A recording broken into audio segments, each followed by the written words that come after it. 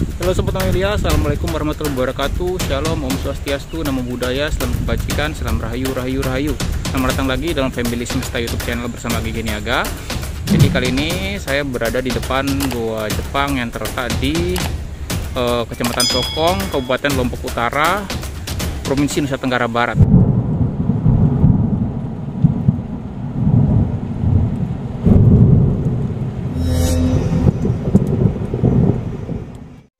Sejak Belanda menyerah kepada Jepang pada 8 Maret 1942, seluruh armada tempur pasukan Jepang dikerahkan untuk menguasai setiap kepulauan di Nusantara. 12 Mei 1942, pasukan Angkatan Darat Jepang atau Rikugun mendarat di Labuan Haji, Lombok Timur. Sedangkan 6 hari kemudian, tepatnya pada tanggal 18 Mei 1942, pasukan Angkatan Laut Jepang atau Kaigun mendarat di Pelabuhan Ampenan, Mataram. Pasukan Belanda yang sebelumnya menguasai Lombok sejak 1894 tidak mampu menghadapi terjangan pasukan Jepang dan memilih menyerah tanpa syarat. Setelah melucuti pasukan Belanda, Jepang lantas mereorganisasi sistem pemerintahan sipil di masyarakat Lombok. Mereka mengambil alih kantor-kantor pemerintahan Hindia Belanda dan membuat fasilitas-fasilitas pertahanan di sepanjang pantai dan perbukitan. Tentu saja pembangunan ini menggunakan tenaga kerja paksa atau romusa. Sistem pertahanan ini umumnya berbentuk bunker dan tampak seperti gua, sehingga kita mengenalnya dengan Gua Jepang. Gua Jepang ini ada yang buatan dan juga ada yang alami. Di Lombok sendiri, gua-gua buatan Jepang juga cukup banyak, seperti di Tanjung Ringgit, Bangko-Bangko, Gili Trawangan, dan di Tanjung ini. Sedangkan gua alami yang digunakan oleh pasukan Jepang setahu saya hanya di Tanjung Ringgit. Tetapi jika Sobat Milia tahu lokasi-lokasi lainnya, bisa tulis di kolom komentar ya. Oke, mari kita kembali ke TKP. Jadi ini dia lokasi gua Jepang ya. Jadi tempatnya nggak terpencil amat. Sobat Milia bisa temukan dekat dengan kota Tanjung, Lombok Utara. Tepatnya di Kecamatan Sokong ya. Dan lokasinya juga di pinggir jalan, jadi mudah banget dijangkau. Nah, untuk menuju ke Gua Jepang ini kita perlu jalan-jalan dikit ya. Jadi memang agak mendaki tapi nggak terjal-terjal amat kok. Jadi pakai sandal jepit pun aman gitu ya. Kali ini jalan-jalan saya disponsori oleh Lombok Heritage Society. Jadi kami datang ke sini bergrup ya, kira-kira 10 orang lah, dengan 2 mobil. Jadi medannya juga nggak terlalu sulit ya untuk menuju ke lokasi ini. Kebetulan kami sampainya di sini agak siang, jadi memang suasananya agak terik ya. Tapi di dekat guanya sendiri banyak pepohonan rindang, jadi Sobat Amelia tidak usah khawatir kepanasan ya. Namun sayang sekali, data-data penting tentang pendudukan Jepang di Pulau Lombok ini agak sulit didapatkan ya Sobat Amelia. Jadi saya tidak bisa menginformasikan ke Sobat Amelia tentang kapan gua ini dibangun, kemudian siapa pimpinan pasukan Jepang yang bertanggung jawab terhadap pembangunan ini, dan siapa romusanya. Saya belum dapat informasi tentang itu. Tetapi nanti jika saya dapatkan informasinya, pasti akan saya share ke Sobat Amelia di episode jalan-jalan ke Gua Jepang lainnya. Iya, akhirnya kita sampai di puncak bukit ya. Jadi ini pemandangan sekitarnya banyak pepohonan ya. Memang karena Lombok Utara ini terkenal dengan paru-parunya Pulau Lombok, karena gudangnya hutan itu ada di sini. Nah, ini dia Gua Jepang Tanjung. Oke, kita sambut ibu-ibu perkasa dari komunitas Lombok Heritage Society yang sudah penasaran dan tidak tahan lagi pengen cepat-cepat masuk ke dalam Gua Jepang. Semoga aman ya Mam, nggak ada hewan buas ataupun ranjau yang tersisa di dalam. Di belakang saya ini, Sobat Amelia bisa melihat ada Gua Jepang yang ukurannya cukup kecil. Dan ini sepertinya digunakan sebagai pos pemantauan ya, karena kalau bisa dilihat ini tempatnya di ketinggian, itu ada perumahan warga. Jadi di sini bisa melihat separuhnya ya kota Tanjung atau ibu kota dari Kabupaten Lombok Utara. Dan jika kita naik lagi ke atas, itu bisa melihat Gili Trawangan dan gili lainnya dari situ ya, Gili Meno, Gili Air dari posisi atas bukit itu. Oke, coba kita antar masuk ke dalam gua ini. Ada apa aja di dalam gua? Yuk. Setelah cukup lama mengumpulkan mental, dan mendapatkan testimoni bahwa di dalam gua aman-aman aja, akhirnya saya ngikut dong. Oke, jadi di sini kita harus merunduk ya. Jadi guanya nggak terlalu dalam, nggak seperti yang di Sumatera. Dan bahan-bahan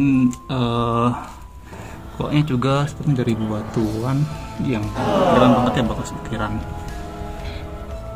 Oke, jadi begitu masuk kita akan ketemu satu lorong seperti bilik ya, kemungkinan sih ruangan-ruangan atau tempat istirahat dari para tentara Jepang ya.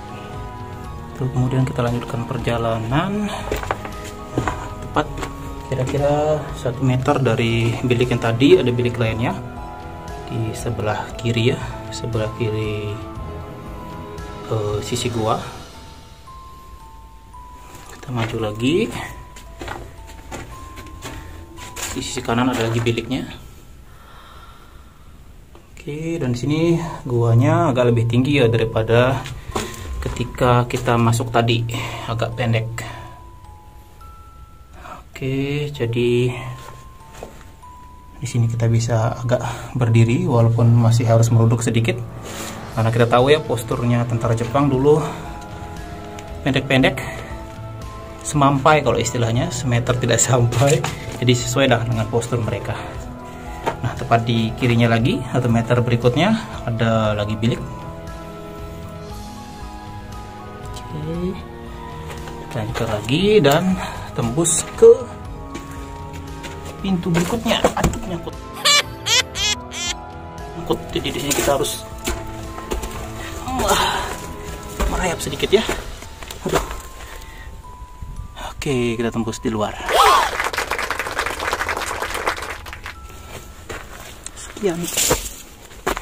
Dan ini menembus ke sisi lainnya. Dari sini pemandangannya mantap banget ya, cantik banget. Kita bisa lihat pegunungan ya. Jadi sama seperti di Tanjung Ringgit itu, tentara Jepang selalu membuat pos-pos pemantauan di ketinggian. Jadi bisa melihat keadaan di sekitarnya jika misalnya ada musuh yang menyerang atau pasukan sekutu yang menyerang. Oke. Nah, di atasnya ada perbukitan kecil. Dan ini oleh tim KKN Unram dibuatkan anjungan gitu, tempat wisata gitu. Oke, ini dia pemandangan dari atas bukit, tepat di atas gua Jepang yang tadi kita masuki ya. Jadi pemandangannya sungguh indah, dan di sini kita bisa melihat kota Tanjung dari ketinggian. Nah, seperti yang saya informasikan sebelumnya, bahwa gua Jepang ini merupakan pos pemantauan ya. Jadi tidak ada persenjataan seperti meriam di Tanjung Ringgit. Nah, dari sini pasukan Jepang sepertinya bisa melihat dan memantau kondisi di Gili Trawangan ya, dimana di sana informasinya ada gua Jepang juga. Dari googling di browser, saya mendapatkan informasi bahwa memang benar di Gili Trawangan ada gua Jepang juga. Namun di sana fasilitasnya lebih lengkap dibandingkan di Tanjung ini ya, dimana ada bunker-bunker dan persenjataan berat seperti meriam. Semoga di lain kesempatan saya bisa mengunjungi gua Jepang di Gili Trawangan dan membagikan pengalaman saya kepada Sobat Melia. Ditunggu ya. Nah, menariknya sebelum balik ke Mataram, kami menyempatkan untuk berkunjung ke kediaman salah satu tokoh adat di Tanjung, Kabupaten Lombok Utara, yaitu Datu Artadi. Kebetulan kediaman beliau dekat sekali dengan lokasi gua Jepang ini. Dari beliau, kami juga mendapatkan informasi tambahan bahwa dahulu di sekitar gua Jepang tersebut terdapat bangunan besar yang dimanfaatkan oleh pasukan Jepang sebagai kantor militer. Selain itu, ada juga tower pemantau yang digunakan oleh pasukan Jepang untuk mengintai dari lokasi yang lebih tinggi. Namun sayangnya, bangunan-bangunan tersebut sekarang sudah tidak ada lagi.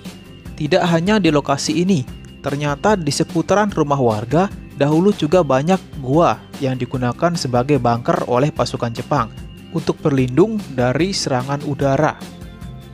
Namun berdasarkan keterangan dari Datu Artadi, gua-gua tersebut saat ini sudah ditimbun oleh tanah.